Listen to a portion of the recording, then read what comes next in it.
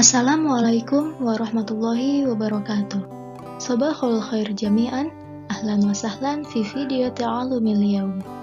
Selamat pagi semuanya, selamat datang di video pembelajaran hari ini. Pada hari ini, kita akan mempelajari materi baru mengenai prinsip dan praktik ekonomi Islam.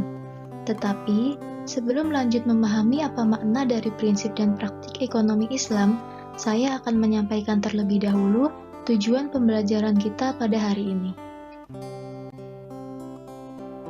Baik, tujuan pembelajaran kita hari ini ada dua, yaitu yang pertama, menelaah prinsip-prinsip dan praktik ekonomi dalam Islam, dan yang kedua, mengimplementasikan prinsip-prinsip dan praktik ekonomi dalam Islam.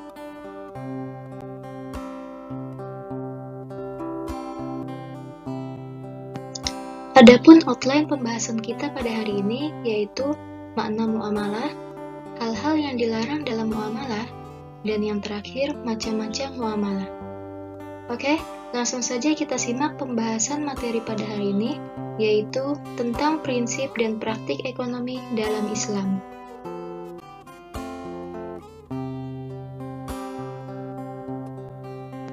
Apa yang dimaksud dengan muamalah? Secara singkat, muamalah bisa diartikan sebagai urusan kemasyarakatan atau bisa pula diartikan dengan tukar-menukar barang. Sedangkan muamalah dalam ilmu ekonomi memiliki makna hukum yang berkaitan dengan harta, hak milik, perjanjian, jual beli, utang piutang, sewa menyewa, pinjam meminjam, dan sebagainya. Di sisi lain, muamalah juga diartikan sebagai hukum yang mengatur keuangan serta segala hal yang merupakan hubungan manusia, baik secara individu maupun masyarakat. Nah, tujuan dari muamalah ini adalah agar tercapainya suatu kehidupan yang tentram, damai, bahagia, dan sejahtera.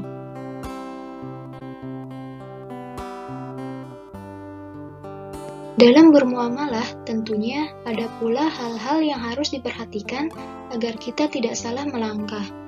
Berikut adalah hal-hal yang dilarang dalam bermuamalah. Yang pertama, tidak boleh menggunakan cara-cara yang batil. Yang kedua, dilarang mempermainkan takaran, timbangan, kualitas, atau kehalalan produk. Yang ketiga, dilarang riba. Yang keempat, tidak boleh dengan cara-cara spekulasi atau berjudi. Yang kelima, dilarang berbuat zolim. Dan yang terakhir, dilarang melakukan transaksi dengan barang haram.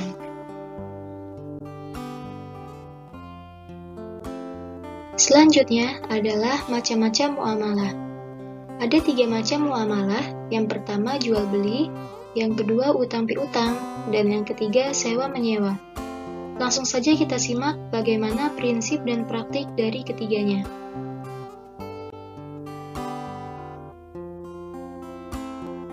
Yang pertama adalah jual beli. Jual beli menurut syariat agama ialah kesepakatan tukar-menukar benda untuk memiliki benda tersebut selamanya. Hukum jual beli ini dijelaskan dalam Quran Surat Al-Baqarah ayat 275 yang bunyinya wa ahallallahu al-bai'a wa harramar riba, yang artinya dan Allah telah menghalalkan jual beli dan mengharamkan riba. Karena itu, dalam hukum transaksi jual beli pun ada syarat-syaratnya. Kita tidak boleh melakukan sembarangan apa yang kita mau. Apa saja syarat-syaratnya? Next, kita bakal tahu nih. So, jangan di-skip ya.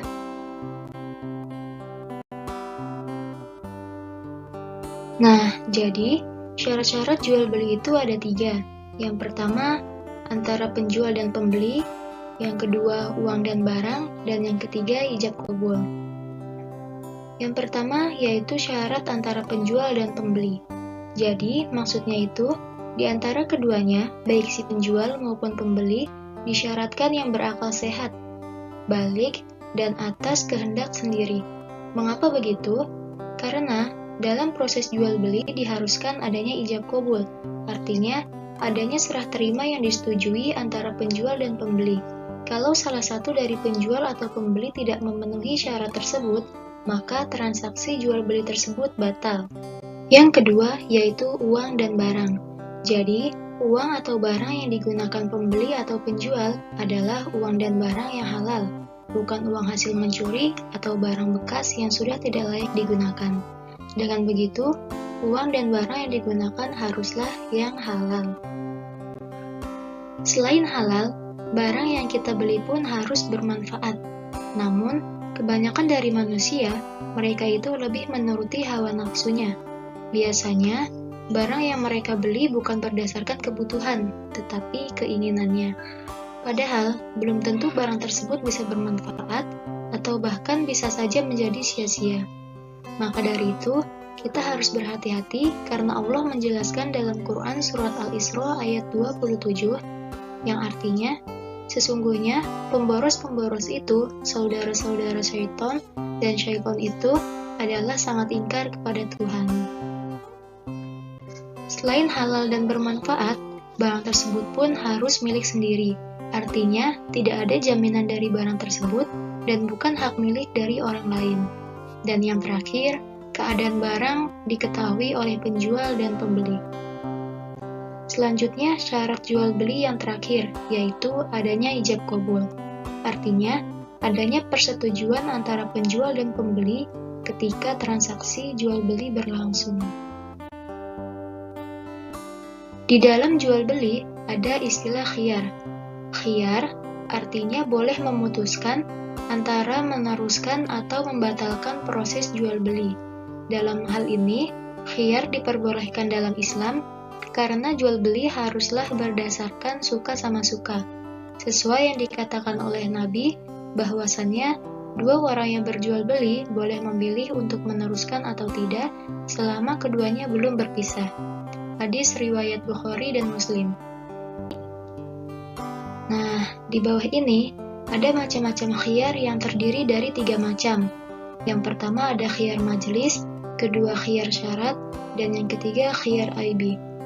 Khiyar majelis seperti yang sudah dijelaskan bahwa selama penjual dan pembeli masih berada di tempat berlangsungnya transaksi, keduanya berhak memutuskan untuk meneruskan atau membatalkan jual beli.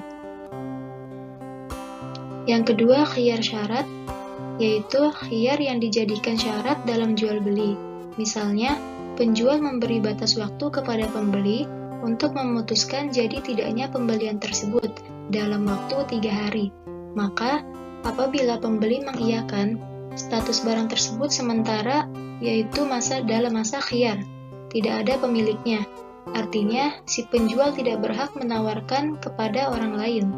Namun, jika akhirnya pembeli memutuskan tidak jadi, maka barang tersebut menjadi milik penjual dan boleh ditawarkan kepada orang lain. Rasulullah SAW bersabda kepada seorang lelaki,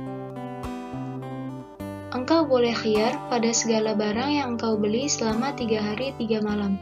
Hadis riwayat Baihaqi dan Ibnu Majah. Dan yang ketiga yaitu khiyar aibi. Jadi, khiyar aibi ini yaitu pembeli boleh mengembalikan barang yang dibelinya ketika diketahui ada kecacatan sehingga mengurangi kualitas atau nilai barang tersebut. Istilah lain yang terdapat dalam jual beli adalah riba. Sebagaimana yang kita tahu bahwasannya riba adalah bunga uang atau nilai lebih atas penukaran barang.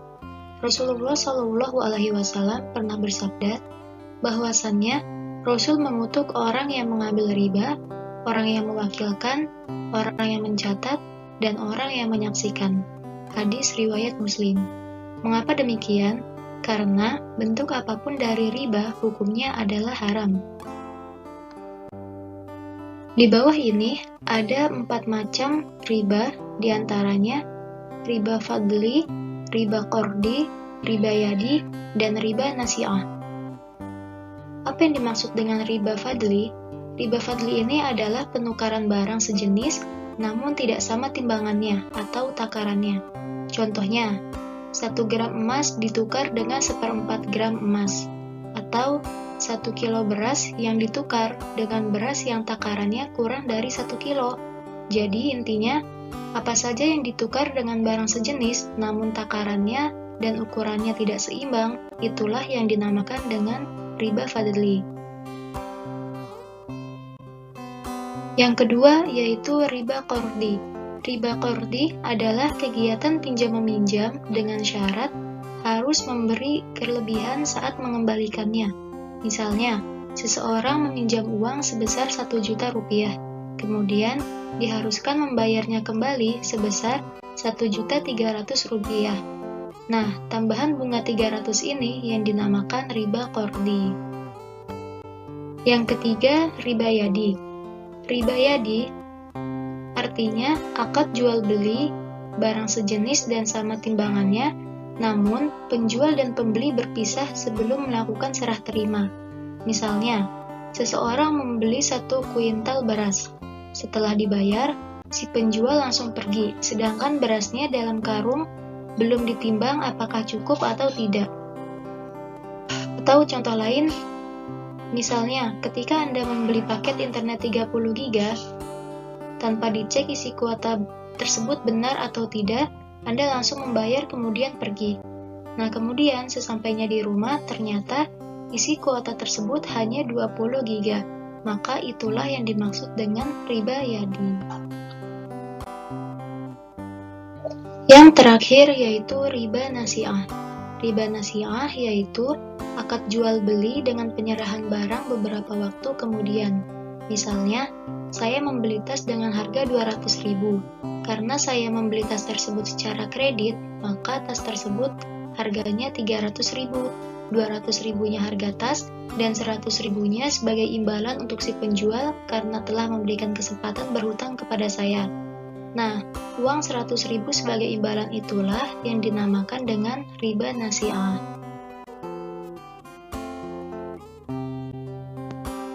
Selanjutnya adalah utang piutang. Utang piutang adalah menyerahkan harta dan benda kepada seseorang dengan catatan akan dikembalikan pada waktu di kemudian hari. Tentu saja, hal ini tidak mengubah keadaan dan tidak diselipkan oleh kegiatan riba.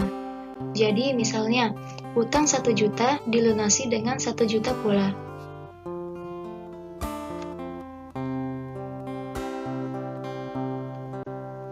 Tetapi, jika orang yang berhutang tidak dapat melunasinya dalam tenggat waktu yang telah ditentukan karena kesulitan untuk membayar, maka Islam memberikan kelonggaran. Kalian bisa cek Al-Qurannya masing-masing, yaitu Quran Surat Al-Baqarah ayat 280, yang artinya, dan jika orang berhutang itu dalam kesulitan, maka berilah tenggat waktu sampai dia memperoleh kelapangan. Dan jika kamu menyedekahkannya itu, maka lebih baik bagimu jika kamu mengetahui.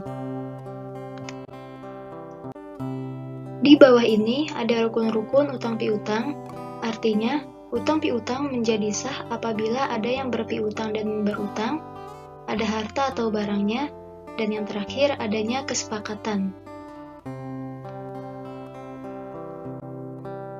Dan pembahasan terakhir adalah sewa-menyewa.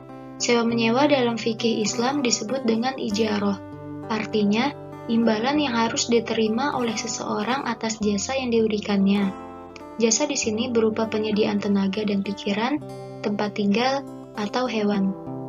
Dasar hukum ijarah ini dalam Al-Quran ada di dalam Quran Surat Al-Baqarah ayat 233 dan Quran Surat At-Tolaq ayat 6.